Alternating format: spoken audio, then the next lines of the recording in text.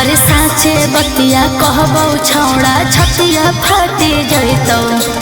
आगे जाओ ने फुकैतौ एने भातर साथे सुतैतौ हे रे आगे जाओ ने फुकैतौ एने भातर साथे सुतैतौ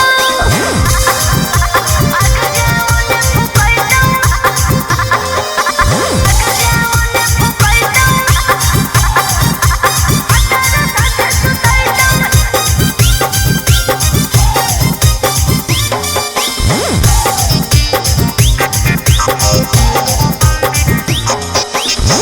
सब दिन खिलैना होलिया में तोरा सोइना गे हमर नहीं गलती हो तुम हवा काहे बुलाइना रे प्लीज गुस्सा मत करो बाबू। सब दिन खिलैना होलिया में तोरा सोइना गे हमर नहीं गलती हो तुम हवा काहे बुलाइना रे गे छौड़ी भतरा दे तो खूबे मजा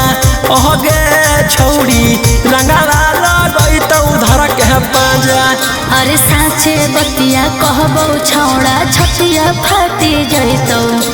आगे जाओ ने फुकैतौ एने भातर साथे सुतैतौ हे रे आगे जाओ ने फुकैतौ एने भातर साथे सुतैतौ आगे जाओ ने फुकैतौ आगे जाओ ने फुकैतौ